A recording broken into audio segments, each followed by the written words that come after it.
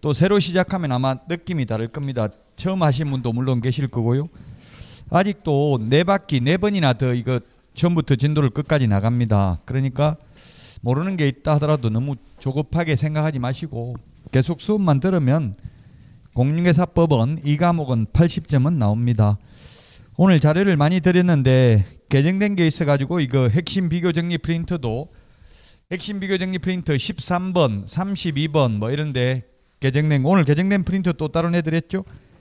토지거래 허가구역 기준 면적이 바뀌었습니다. 주거지역이 180에서 60 오늘 프린트 보시면 상업지역이 200에서 150 공업이 660에서 150 녹지가 100에서 200 기타 60 이게 건축법 제57조 대지분할 최소 면적하고 똑같습니다.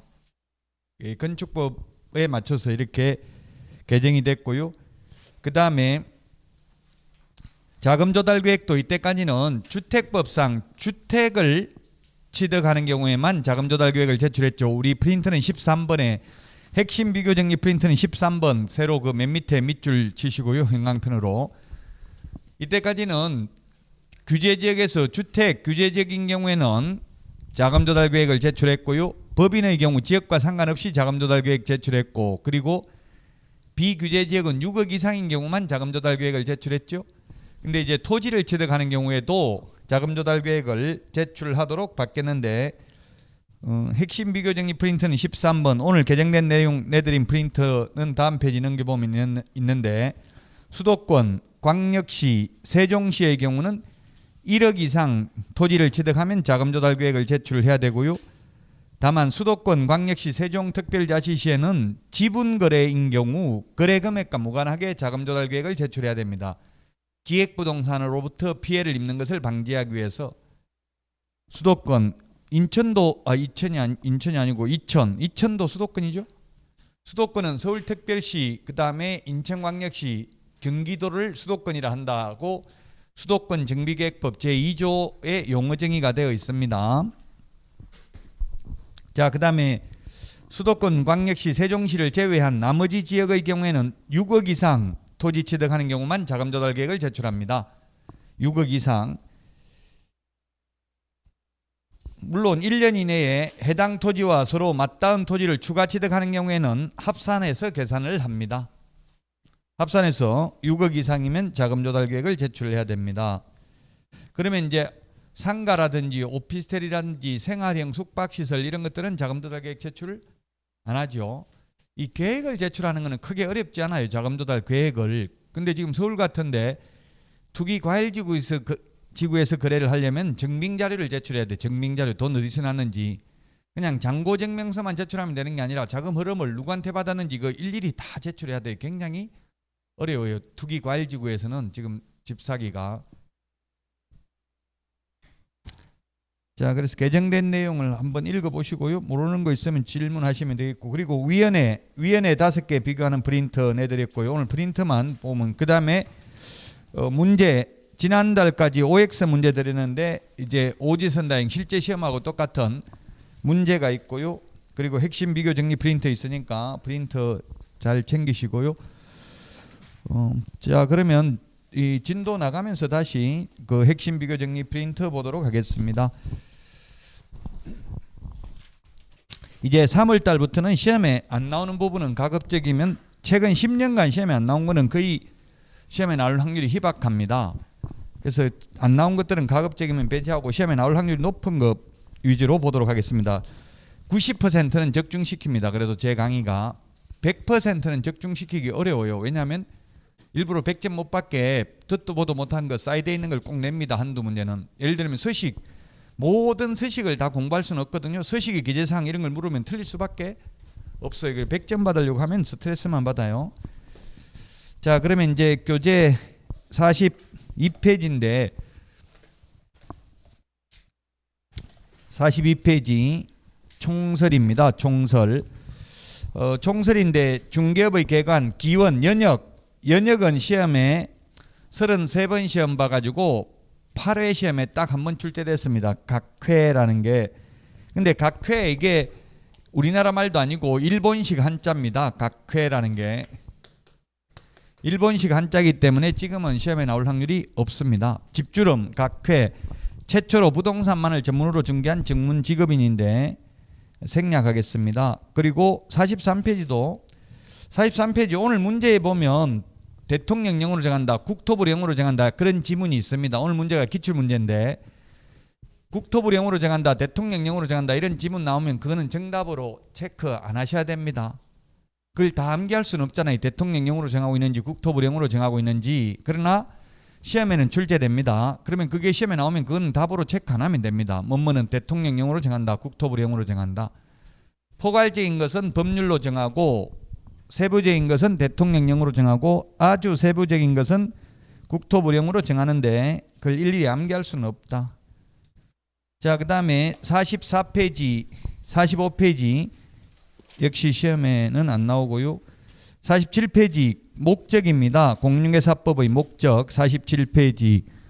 이 목적은 21회 때 마지막으로 출제됐습니다. 12년 동안 시험에 안 나왔습니다. 그렇지만 이거는 그래도 12년 전에 나왔으니까 지금 우리 핵심 비교 정리 프린터는 1번에 있습니다. 1번에 있는데 목적은 보고 가도록 하겠습니다. 목적이 이때까지 시험에 8번 출제됐습니다. 초창기 때는 많이 나왔습니다. 그러나 최근 들어서는 이 단순히 암기하는 거기 때문에 시험에 잘 나오지는 않습니다. 자, 목적인데 목적은 첫 번째 공인중개사 우리 핵심 비교정리 프린터 1번에 동그라미 1번에 있습니다. 공인중개사의 업무 등에 관한 사항을 정하여 그 전문성을 제고합니다. 그 전문성 제고인데 공신력 제고 X로 출제됐습니다. 전문성을 제고합니다. 공신력 제고가 아니라 전문성을 제고하고요. 그 다음에 부동산 중개업을 건전하게 육성합니다. 중개업을 육성하는데 시험에 중개 업무를 육성한다, 중개업자를 육성한다 X로 출제됐습니다. 오늘 문제 내드린 거 1번에 있습니다. 목적에 관해서 한 문제 냈습니다. 그 다음에 공인중개사의 업무 등에 관한 사항을 정하여 그 전문성을 제고하고 부동산 중개업을 건전하게 육성하여 국민경제에 이바지하는 것을 목적으로 합니다. 국민경제 이바지인데 국민재산권 보호, 공공복리 X입니다. 사실은 재산권 보호, 국민의 재산권 보호나 공공복리도 의미적으로는 같은 뜻입니다. 우리 공법의 목적에 보면 공법, 건축법, 주택법, 국토의 계획 및 이용에 관한 법률 목적 보면 다 공공복리라는 말이 들어가 있어요. 공공복리나 국민재산권 보호나 국민경제 이바지나 사실은 일맥상통한 뜻이지만 시험에 나오면 공공복리, 국민재산권 보호 이런 말 들어가면 X입니다. 법조문 있는 그대로 답해야 됩니다. 그래서 어렵습니다. 이게 1번 그 목적이 시험에 나오면 오늘 프린트 그 애들이 문제 1번에 있는데 한번 풀어보시기 바랍니다. 시험에는 최근 12년 동안 출제되지는 않았습니다. 자, 그래서 목적도 이 정도만 하고요. 이제 시험에 반드시 나오는 거 위주로 보도록 하겠습니다. 시험에 반드시 나오는 게 용어의 정의입니다. 용어의 정의는 해마다 우리 교재가 잘 돼 있는 게 지금 49페이지 맨 밑에 용어 정의가 있고요. 그 다음에 50페이지에 보면 1번 중개에 보면 30회 때 나왔다고 표시가 돼 있죠. 그래서 해마다 이렇게 출제가 됩니다. 용어 정의 6개 중에서 한 문제는 반드시. 자, 그래서 용어 정의가 중요합니다. 용어 정의는 우리 공인중개사법뿐만 아니라 공법에도 예를 들면 공법에 뭐 기반시설이 뭐다, 용적률이 뭐다, 건폐율이 뭐다, 도로가 뭐다 이렇게 다 용어 정의를 하고 있습니다. 건축법에서 도로란 몇 미터 이상 돼야 됩니까? 건축법상 도로가 되려면 4미터? 4라고 했죠? 예, 그렇죠. 4미터 맞습니다. 2차만 하세요 혹시? 1, 2차 같이 너무 잘하셔서 그렇게 꼭 하시면 됩니다. 맞습니다. 4m입니다. 4m. 보행과 차량이 가능한 너비 4m 이상을 도로로 한다. 제가 어릴 때 누나 집에 지금 서울에 누나가 살고 있었는데 가보니까 어디 그린지 지금 생각하니까 어디 구로동이나 뭐 이런 데 어디 되는 것 같은데 산꼭대기로 지금 서울에 가보니까 산이 별로 없던데 그때는 어쨌든 어린 때 보니까 산에 올라가는데 완전히 이렇게 사람 걸어만 다닐 수 있고 1m도 안 되더라고요. 도로가 1m도 안 되는데 옆에 막 스레트 집 완전히 기와집 이런 거 오래된 집 수돗물도 안 나와요. 화장실도 공동 화장실 쓰고 이러더라고요. 어딘지 지금 그 찾아가 보려고 다시 보니까 못 찾겠어. 어딘지 지금은. 그래서 저는 어린 마음에 생각이 왜 이렇게 도로를 안 넓히고 이렇게 해놨을까, 집을 이렇게 오래된 집을 이런 식으로 살고 있을까 궁금했어요. 근데 지금 와서 생각해 보니까 이걸 집을 새로 지으려면 1m도 안 되는 걸, 만약에 이게 2m라고 보면 이게 집을 지으려면 어떻게 해야 돼? 1m 후퇴해야 되죠. 건축선을. 이쪽으로도 1m 후퇴해야 되고 4m를 만들어줘야 된다고요. 그러면 집 뭐 10평 되는 거 이거 후퇴하고 나면 집 지을 수가 없죠. 그래서 이제 뭐 전체적으로 완전히 재개발을 해가지고 완전히 다 하면 몰라도 그 집만 다시 지을 수가 없다고. 도로를 만들어줘야 되니까 4m. 4m 또 대지는 도로에 2m 이상 접해야 된다 이런 말도 있죠. 건축법에. 이 4m 이상의 도로에 2m 여기까지 접해야 되는 면적이 길이가 2m 넘어야 된다고요. 왜냐하면 소방차 하나 들어가서 불 나면 불은 꺼야 되니까 그 4m가 차량과 보행이 가능한 4m 이상 도로여야 되고 또 대지는 도로에 2m 이상 접해야 된다. 이런 식으로 용어정의가 되어 있습니다. 즉 그래서 용어정의라는 것은 국어사전적 의미가 아니라 이 법에서만 쓰는 용어입니다. 도로 건축법에서만 쓰는 용어라고요. 도로법상 도로, 도로교통법상 도로, 건축법상 도로가 각각 다르다는 이야기입니다.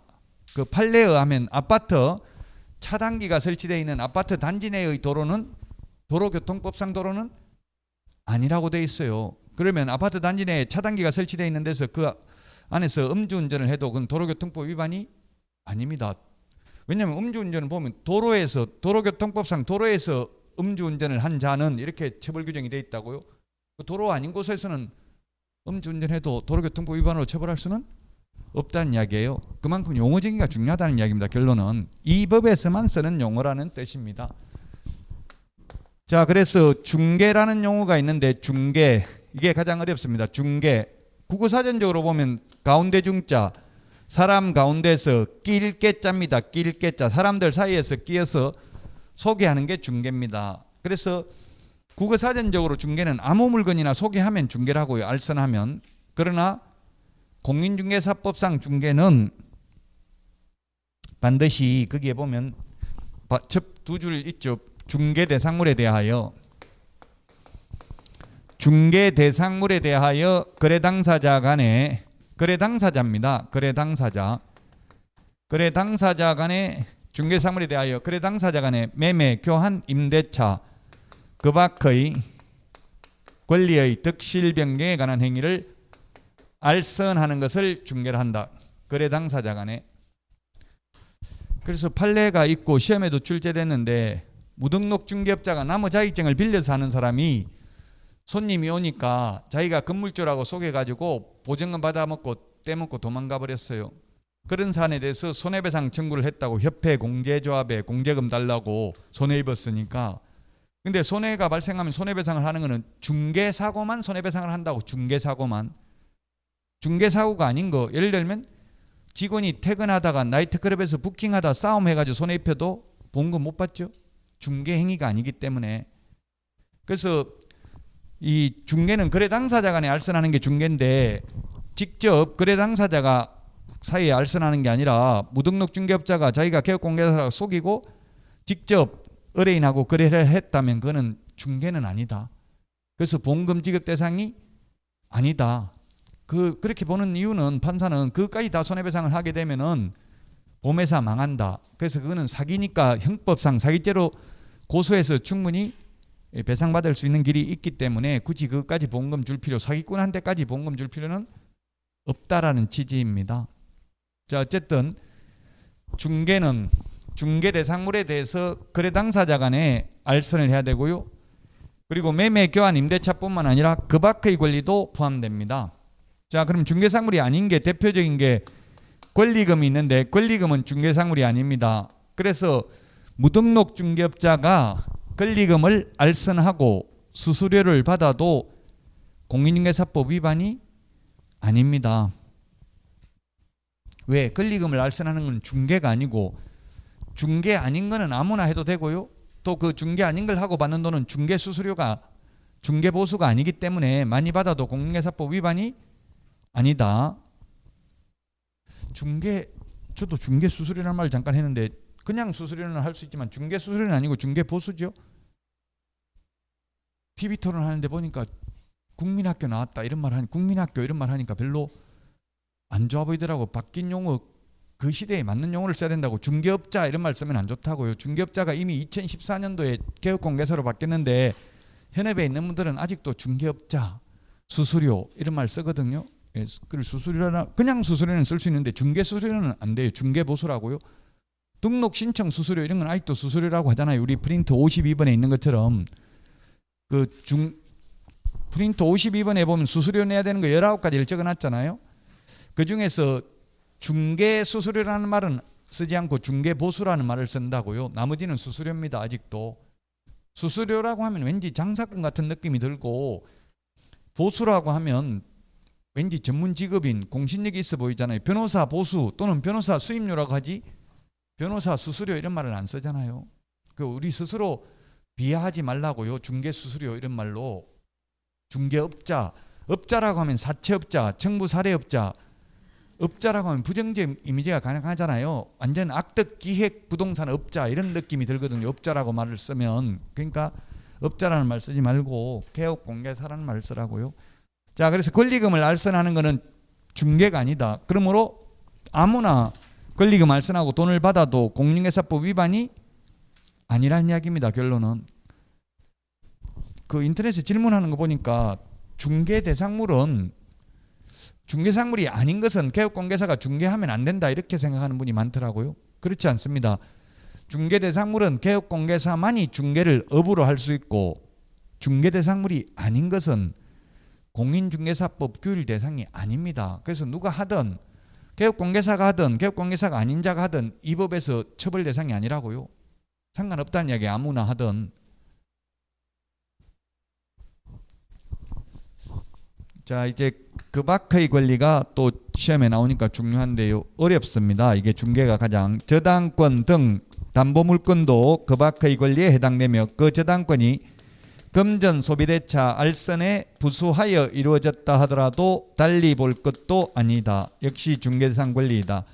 환매권도 중개대상 권리이고요. 그 다음에 유치권, 법정지상권, 물론 이거 말고도 지상권, 지역권, 전세권, 임차권 뭐 다 됩니다만은 시험에 이제 나오면 헷갈리는 것만 말씀드리고 있는 겁니다. 법정저당권이 있는데, 자, 저당권이 중개상 권리라는 것, 저당권 설정, 뭐 저당권 말소 다 해당됩니다. 이게 왜 생겼냐면 판례가 있는데요. 판례가 51페이지, 우리 교과서 51페이지 중간에 판례가 있네요. 저당권이 중개대상 권리라는 판례, 교과서 51페이지 한가운데 판례라고 있죠. 이 저당권이 중개대상 권리에 해당된다. 그 맨 밑에 보면 뭐라고 돼 있어요? 96도라고 돼 있죠. 도 1641 이렇게 돼 있죠. 사건 번호가. 이 도라는 거는 형사사건이에요. 형사사건. 민법 판례는 보면 다라고 돼 있잖아요. 다 사건 번호가 앞에. 가나다, 고노도. 가나다는 민사사건, 고노도는 형사사건이에요. 이 형사사건 판례예요. 그럼 뭐냐면 옛날에 유력 정치인이 제1금융기관에 대출을 수백억을 기업체에 알선하고 커미션을 수억을 계속 반복해서 받아 먹었습니다. 그걸 처벌하려고 하니까 마땅한 법규가 없는 거예요. 그 처벌하려고 생각해 보니까 이걸 중개대상 권리로 본 거예요. 중개 저당권을. 그러면 중개를 돈 받고 계속하면 중개업이죠.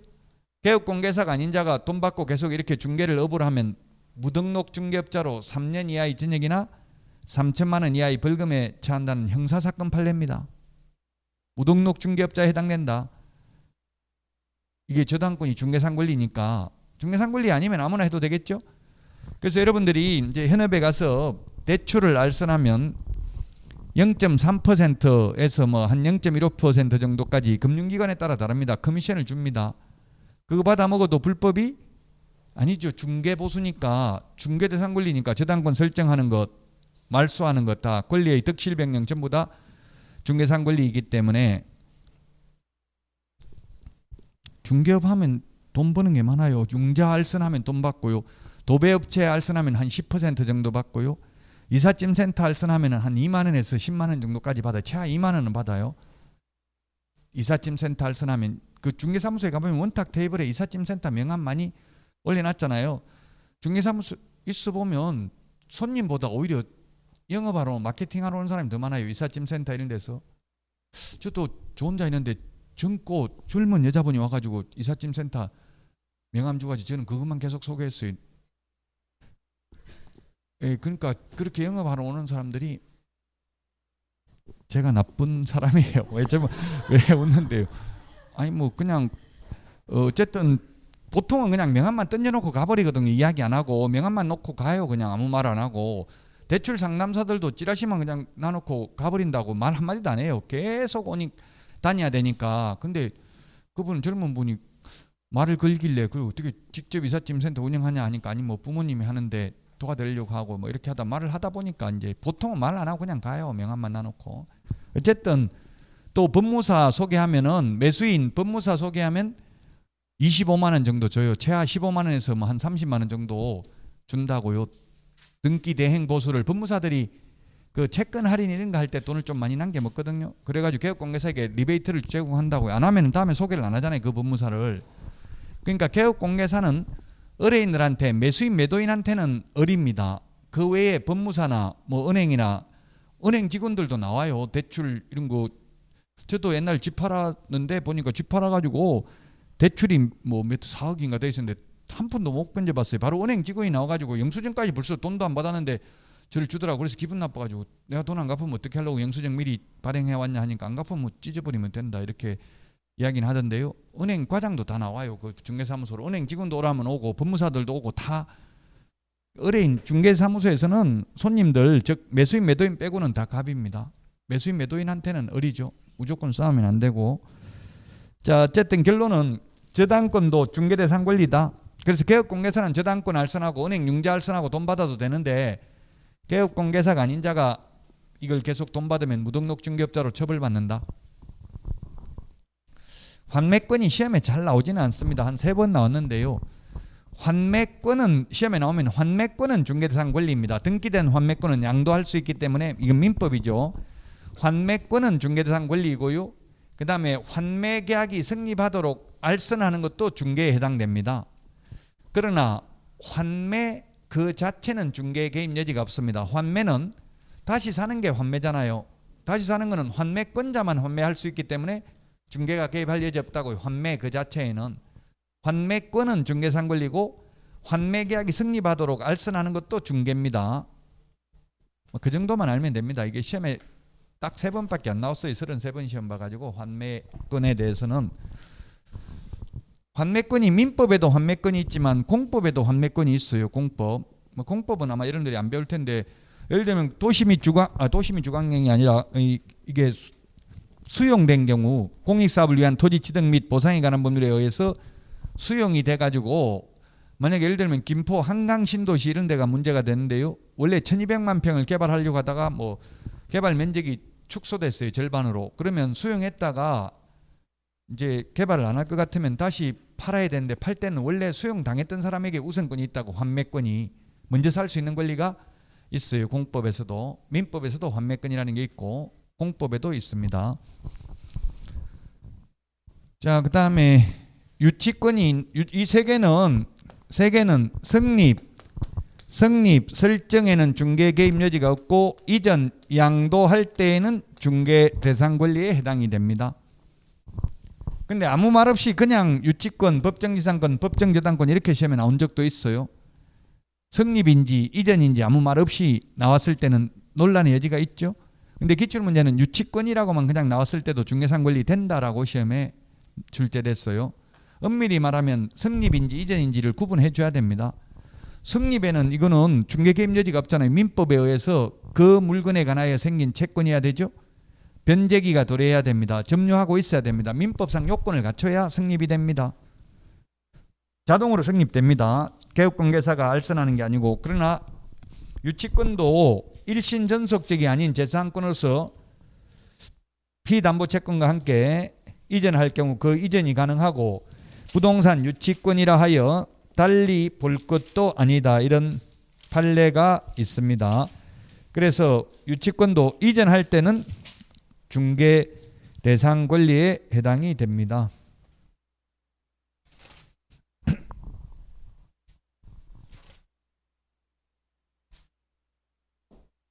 지금 우리 책에 판례가 지금 어디 있는지 갑자기 찾지를 못하겠는데 판례가 있습니다. 어쨌든 뭐 안 찾아도 유치권 이전에는 중개대상 권리에 해당이 됩니다. 성립에는 중개 개입 여지가 없습니다. 마찬가지 법정지상권, 법정저당권, 민법 187조 법률의 규정에 의해서 권리의 덕실 변경이 생기는 것은 중개 개입 여지가 없습니다. 이 법정이라는 말 들어가면 법률의 규정이라는 말이죠. 법률의 규정에 의해서 성립하는 것은 중개 개입 여지가 없다고요.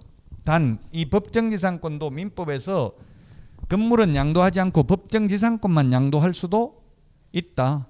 그리고 법정지상권만 양도할 때는 중개상 권리에 해당된다. 법정저당권도 마찬가지입니다.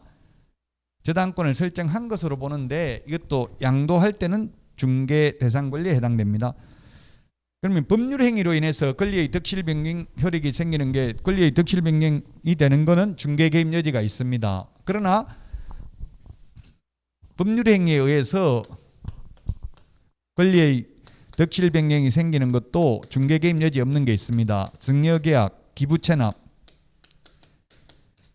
이런 것들은 법률 행위지만 법률 행위로 권리의 덕실 변경이 생기지만 이건 중개 개입 여지가 없습니다. 증여라는 건 주고 싶은 사람한테 주는 거잖아요. 중개가 개입할 여지가 없죠. 큰아들한테 주든 작은아들한테 주든 그 부모 마음이잖아요. 만약에 살아서 주면 죽어서 주는 건 상속이고요. 살아서 주고 싶으면 주고 싶은 사람. 저도 자식이 2명 있는데 주고 싶은 애가 있어요. 근데 이게 녹화되고 있어서 제가 말을 못하겠어요. 누군지 또 나중에 보복당할까 봐 말을 못하는데 그게 있더라고요. 다 그게 똑같지는 않더라고요. 여러 명이 있으면 잘하는 자식이 있고 또 정이 더 가는 경우가 있고 보통 내리사랑이라고 밑에 있는 애들이 더 좋은 경향이 있더라고. 자, 어쨌든 저당권, 환매권, 유치권, 법정지상권, 법정저당권 아무 말 없이 그냥 유치권 나와도 중개상 권리에 해당된다고 하셔야 됩니다. 굳이 시험에 나오면. 자, 중개에 대해서 봤고요. 그 다음에 중개업입니다. 중개업. 그 우리 교재에는 51페이지 이런 데 보면 굉장히 많이 적어놨는데요. 한번 참고로 읽어보시고 53페이지 중개의 3요소 메뉴에 그 53페이지 메뉴에 중개의 3요소 중개상물, 중개의뢰인, 그 다음에 개업공개사 이렇게 적어놨는데요. 이게 시험에 2번 나오기는 했는데 중개의 3요소가 옛날에 초창기 때 이랬대. 지금은 시험에 이런 게 안 나옵니다. 왜냐하면 이게 법에 있는 게 아니거든요. 그냥 학자들이 주장한 거니까 논란의 여지가 있죠. 이게 법조문에 이게 3요소라고 규정이 없습니다. 그래서 시험에 최근 10년간 나온 적은 없습니다.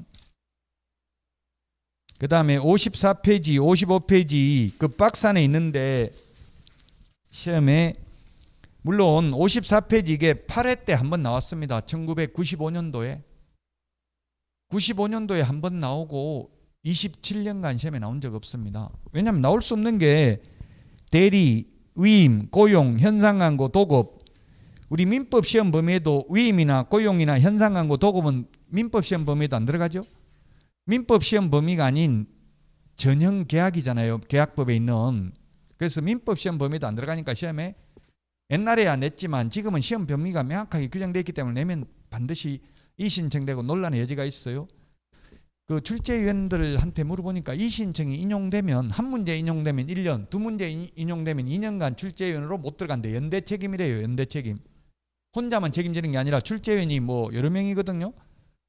학개론 같은 건 5명, 민법은 8명 뭐 이렇게도 들어가요. 그러면 5명 모조리 다 연대 책임져 가지고 2년간 출제위원으로 들어갈 수 없습니다. 공인중개사법 출제한 사람 작년에 2년간 못 들어가요. 2문제 이신청 인용돼 가지고.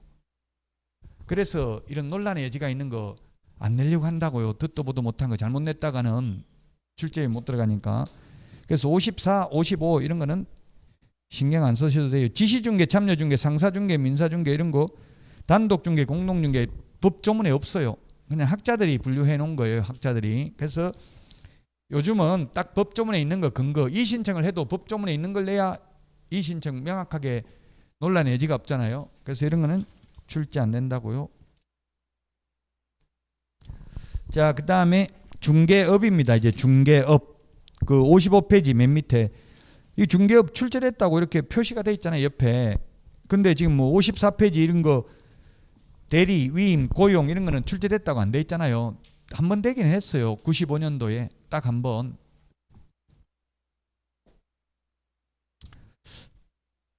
저도 뭐 단독으로 제가 책을 쓴 것도 있는데 제가 그냥 저 혼자 저자로 쓴 데는 이런 거 아예 넣지도 않았어요. 이거 시험에 27년 동안 한 번도 안 나오는 거 굳이 안 넣어도 상관없다는 이야기입니다. 자, 그 다음에 중개업입니다. 중개업 55페이지 맨 밑에 중개업.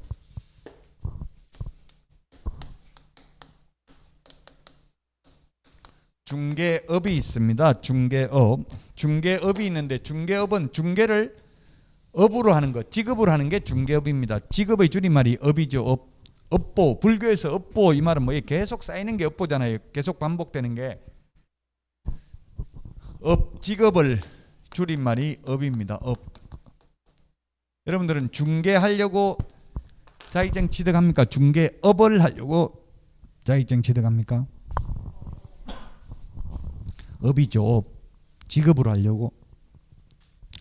중개는 자격증 안 따고 해도 됩니다. 아무나 중개할 수는 있습니다.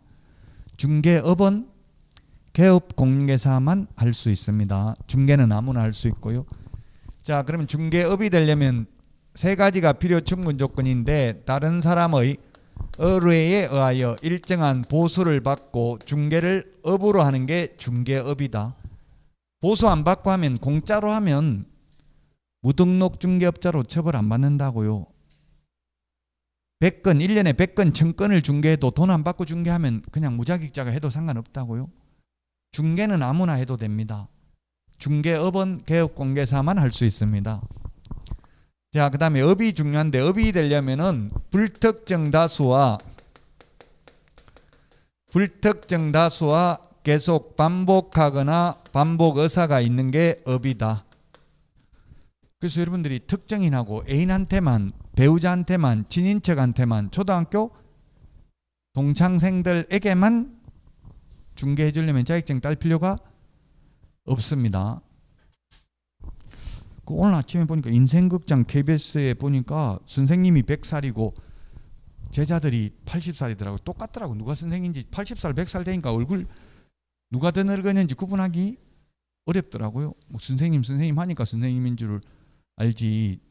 중학교 뭐 선생님이었다더라도 학생 과정이었는데 무서웠다면서. 원래 무섭고 때리는 선생들은 기억나죠? 잘해주는 선생님 기억 하나도 안 나요. 이름이.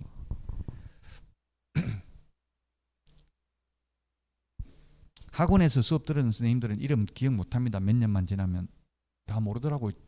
저도 뭐 인터넷으로 하니까 어디서 해외에서도 인사하는 사람이 있더라고. 근데 저보고 이름이 뭔데 못했는데 그 처음 만나면 자기가 자기 이름을 말해야지. 제 이름부터 물으면 그건 예의가 아니죠. 본인 이름이 누구다 언제 강의 들었다 이렇게 해야 저도 제 이름을 말해줄 텐데 말하자마자 제 이름부터 묻는, 어디서 본 것 같은데 이름이 뭐냐고 묻는 분도 있더라고요. 그 불특정 다수입니다. 동창생들에게만 중개해 주려면 자격증 딸 필요 없어요. 아는 사람한테만 해주려면. 불특정 다수고요. 그래서 불특정 다수는 뭡니까? 평소 모르다가 중개사무소 간판 보고 찾아오는 손님이 불특정 다수입니다. 그 다음에 반복해야 됩니다. 따라서 시험에 오늘 문제에 보면 있습니다. 우연한 기회에 단 1회 이런 말 들어가면 중개업 아니죠? 우연히 단 한 번 하면 중개업 아니라고요. 반복해야 됩니다. 그러면 몇 번을 해야 반복한 걸로 인정되냐? 그건 사회통념상 판단합니다. 거래 규모, 횟수, 태양, 받은 보수 등을 종합적으로 고려하여 사회통념상 판단해야 된다. 예를 들면 1년에 10건을 중개해 줬다 하더라도 한 건에 10,000원씩 받아가지고 1년에 10만 원 벌었다면 그걸 직업으로 보기는 어려울 것입니다. 근데 판례는 한 건에 1,000만 원씩 해서 3건 중개해도 3,000만 원 벌었다면 직업으로 볼 여지가 있다. 1년에 3,000만 원 벌었으면 연봉 3,000만 원이면 직업이잖아요. 거의. 그래서 여러 가지를 종합적으로 고려해서 판단을 해야 된다. 그리고 반복하지 않았다 하더라도 반복 의사가 있으면 중개업에 해당됩니다. 그래서 무등록 중개업자가 무자격자가 간판 달고 했으면 비록 한 건만 했다 하더라도 간판 속에는 손님 받을 의사가 포함되어 있죠. 그래서 중개업에 해당됩니다. 무등록 중개업자로 처벌받습니다.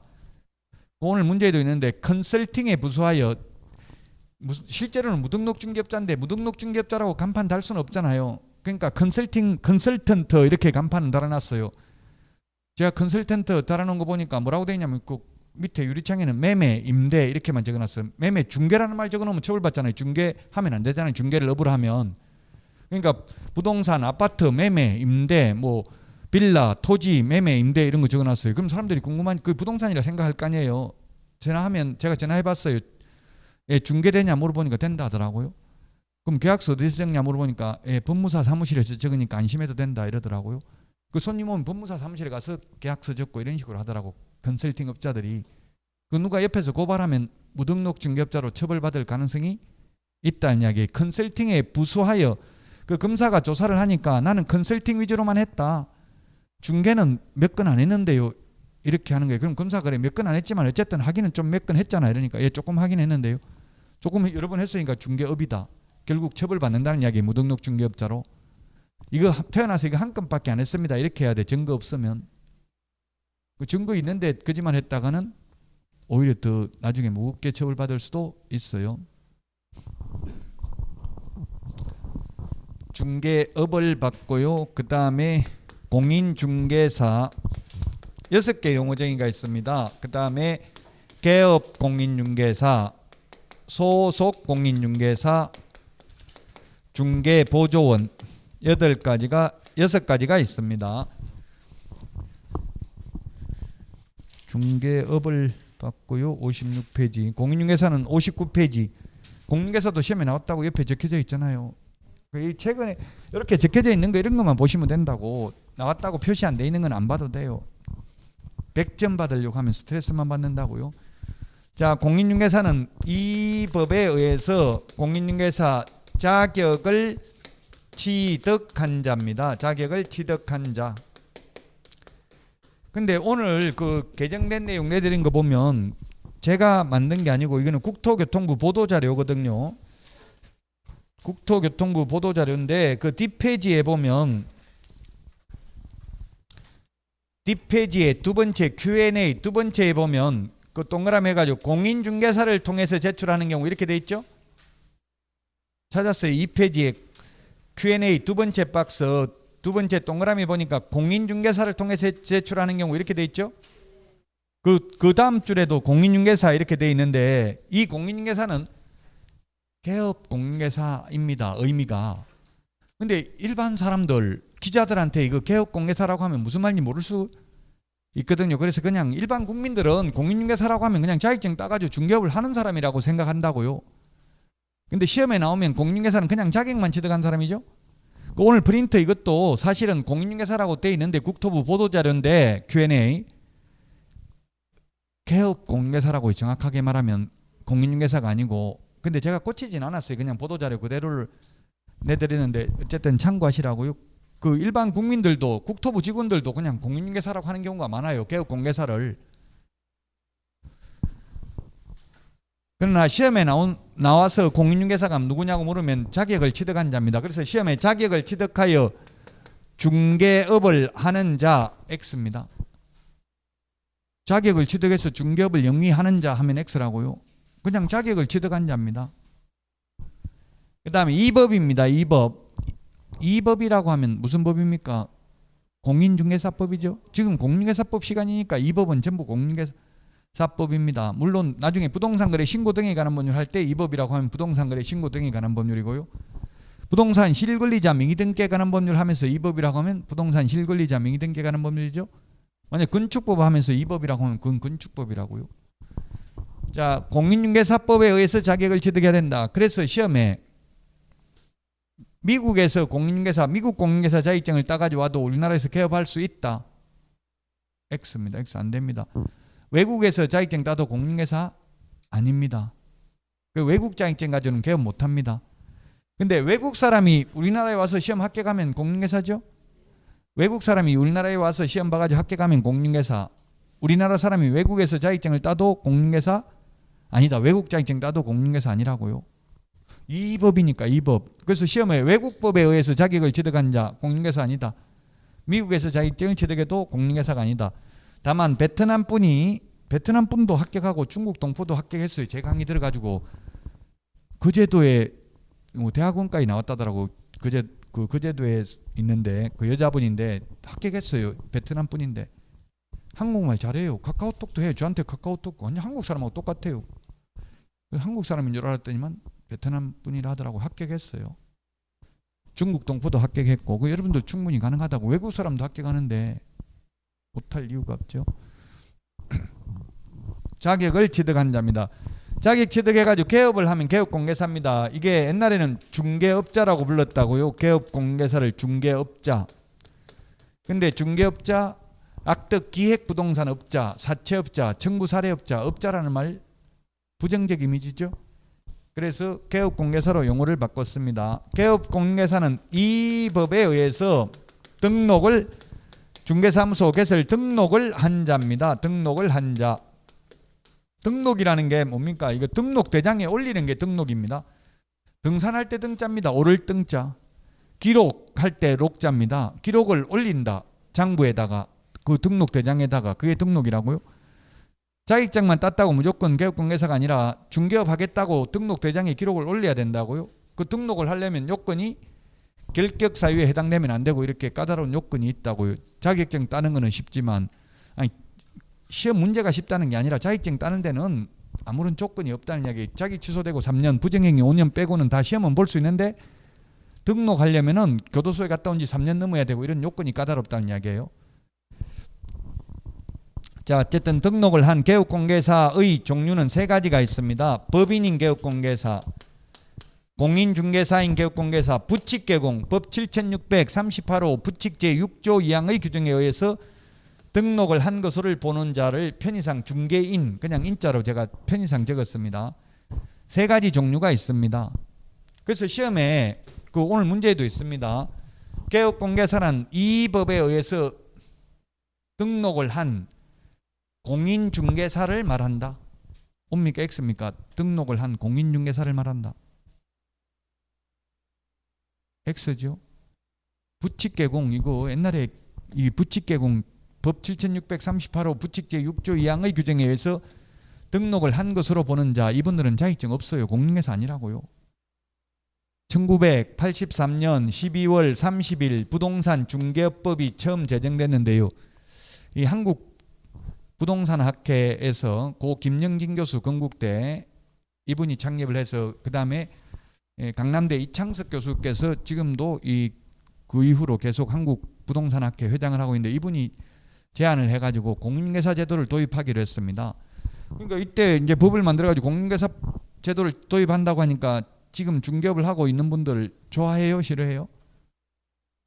엄청나게 싫어했죠. 오해를 하고. 그러니까 정부에서 지금 하고 있는 사람은 그대로 하게 인정해준다. 지금 하고 있는 사람 자격증 따야 되는 거 아니고 새로 할 사람 자격증 따야 된다 이러니까 좋아해요? 싫어해요? 좋아하죠. 자기들은 기득권을 가지고 있고 그냥 할 수 있고 새로 할 사람은 자격증 따야 된다. 진입장벽을 높이니까 당연히 좋아하겠죠. 법은 소급해서 적용할 수는 없습니다. 지금 하고 있는 사람도 새로 자격증 다 따야 된다 이러면 안 된다고. 법은 소급 적용은 안 된다고요. 법 만들고 나서부터 적용한다 합니다. 형법 이런 거는 절대 소급 적용을 못하도록 돼 있어요. 불소급의 원칙이라는 게 있습니다. 그래서 이 부칙개공이라고 부르는데 법 7638호 부칙 제6조 2항의 개업공개사 줄여서 부칙개공, 저는 더 줄여가지고 그냥 인이라고 했는데 중개인. 세 가지 종류가 있습니다. 개업공개사의 종별은, 종류별은. 법인은 회사가 법인입니다. 법적으로 사람이 법인이죠. 민법에서 인에는 자연인이 있고 법인이 있잖아요. 숨을 쉬는 사람을 자연인, 법적으로 사람을 법인. 법적으로 사람이라는 게 회사입니다. 회사, 뭐 주식회사. 법인이 되려면 등기를 해야 되죠. 등기. 법인 설립 등기하면 법인이 됩니다. 자, 법인에는 다른 법률의 규정에 의해서 중개업을 영위할 수 있는 이른바 특수법인이 있고 공인중개사법을 적용받는 일반 법인이 있습니다. 특수법인은 4개가 있는데요. 지역농협, 산업단지관리기관, 지역산림조합, 한국자산관리공사 4개가 있는데 4개 암기할 필요 없습니다. 몰라도 됩니다. 왜? 특수법인이 현실적으로 중개업을 안 하고 있죠. 그래서 특수법인이 무슨 일을 하는지 시험에 나온 적 없습니다. 굳이 지역농협 한번 딱 나온 적은 있습니다. 33번 시험 봐가지고 무시해도 되는데 지역농협은 조합원을 대상으로 농지, 매매, 교환, 임대차 중개만 할 수 있습니다. 어쨌든 중요한 거는 이 특수법인, 우리 프린터, 오늘 내드린 프린터 3번 핵심 비교정리 프린터 3번 메뉴에 형광펜으로 색칠하세요. 3번 메뉴에 보면 특수법인은 등록 기준 적용하지 않는다. 그리고 특수법인은 분사무소 책임자가 공인중개사일 필요는 없다. 이 2개는 기억하셔야 됩니다. 특수법인에 대해서 알아야 될 거는. 그 외에는 특수법인에 대해서는 잘 안 나옵니다. 자, 개업 공인중개사를 봤고요. 61페이지 그 맨 밑에 양가로 3번 부칙 개공해놓고 가로 해놓고 종전에 중개인 적어놨죠. 그 저는 인이라고 했잖아요. 인, 중개인도 줄여가지고 인, 중개인, 부칙 개공, 자격증 없는 사람을 말하는 거예요. 옛날에 복덕방 하다가 지금도 하고 있는 분들, 이 부칙 개공은 인원수가 늘어날 수는 없죠. 절대로. 근데 국토부 홈페이지에 보면 3개월마다 개업공개사 숫자가 통계로 나오는데 어느 날 보니까 이게 늘어났더라고요. 그 국토부에 전화가지고 어떻게 늘어났냐 물어보니까 그냥 자기들은 취합해가지고 하다 했는데 아마 등록관청에서 잘못 통계를 냈나 보다 이렇게 하면서 삭제를 해버리더라고요. 절대 늘어날 수는 없어요. 기득권만 인정하는 거지 폐업을 하거나 사망하면 끝입니다. 다시 중개인 될 수 없습니다. 절대로.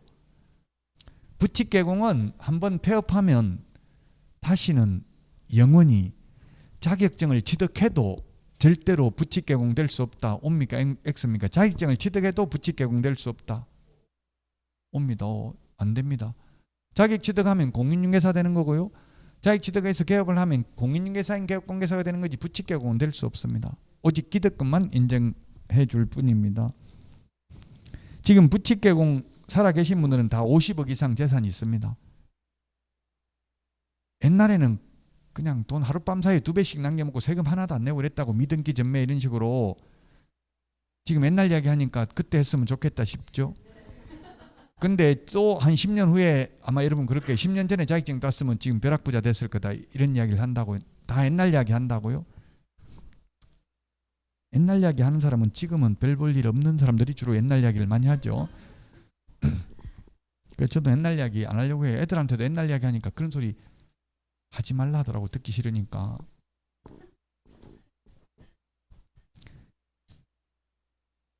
자, 그래서 개업공개사 3가지 종류가 있고요. 62페이지 소속 공인중개사, 63페이지 중개보조원 최근에 시험에 계속 나왔죠. 자, 자격증 따가지고 취직하면 소속 공인중개사, 자격증 없이 취직하면 중개보조원이 되겠고요. 2명을 합해서 고용인이라고 합니다. 고용인. 고용인, 사람 인자가 붙으면 직원이고요. 고용자, 놈자자가 붙으면 사장입니다. 고용자는 사장이 개업공개사죠. 중개인은 고용인은 직원입니다. 고용당한 사람인데 자격증 따가지고 취직하면 소속공인중개사, 자격증 없이 취직하면 중개보조원입니다. 자, 소속공인중개사는 개업공개사에 소속된 공인중개사로서 중개 업무를 하거나 개업공개사의 중개 업무를 보조하는 자를 말합니다. 그리고 법인의 임원 또는 사원으로서 공인중개사인 자를 포함합니다. 저도 처음 취직할 때 상무이사로 취직했어요. 상무 제가 상무 필요 없습니다. 실장 하겠습니다 하니까 상무 기분 나쁘나 그럼 전무해라 이러더라고요. 전무든 상무든 명칭야를 불문하고 자격증 있으면 소속공인중개사, 자격증 없으면 보조원이라고요. 그럼 전무이사든 상무이사라도 하더라도 자격증 없으면 계약서 작성 못한다고요. 중개 업무가 뭐냐면 중개 업무가 뭔지 규정이 없습니다. 국토부 유권 해석은 중개 업무란 계약서 작성, 그 다음에 확인설명서 작성 이런 것들이 중개 업무라고 해석하고 있습니다. 해석. 따라서 법인의 임원 사원이라도 자격증 없으면 계약서 작성할 수 없다. 자격증이 있으면 작성할 수 있다. 법인의 임원 또는 사원으로서 공인중개사인 자도 소속 공인중개사에 해당된다. 자, 그럼 보조원은 공인중개사가 아닌 자로서 개업공개사에 소속되어 현장 안내 및 일반 서무 등 단순한 업무만 보조할 수 있고 중개 업무는 할 수 없습니다. 차이점이. 이게 차이점이에요. 근데 현업에서 명함을 보면 중개보조원 이렇게 새겨 다니는 사람 저는 못 봤는데 여러분은 보셨어요? 못 봤죠? 명함에는 보면 다 실장이에요. 여자분들은. 남자분들은 저처럼 나이 많은 사람은 상무, 전무. 젊으니까 주임부터 20대 19세 이러니까 주임 시켜주더라고. 주임. 평사원은 없어요. 중개업계에는. 무조건 다 간부예요. 간부. 최하 주임부터 시작해. 19살도 주임. 20대 초반이면 과장. 한 20대 후반이면 부장. 이렇게 뭐 30대 되면 본부장 이런 정도. 드라마도 보니까 전부 본부장이 돼요. 남자들 보면 재벌 2세들로 본부장으로 다 나오잖아요. 여자분들은 가난하고 다 설정이 거의 99% 그렇게 되죠. 여자분들은 뭐 이혼하고 이렇게 있는데 갑자기 본부장이 좋아하고 막 이렇게 되잖아요. 거의. 그러니까 착각하고 내가 완전히 그 주인공이 돼가지고 막 보고 욕하면서 보고 있더라고요. 가난한 남자가 부자 여자 만나는 건 거의 없어요. 드라마에 보면 대부분이 거의 설정이 여자는 가난하고 뭐 보통 이혼하고 애 있고 이런데도 본부장 재벌 2세가 좋아하고.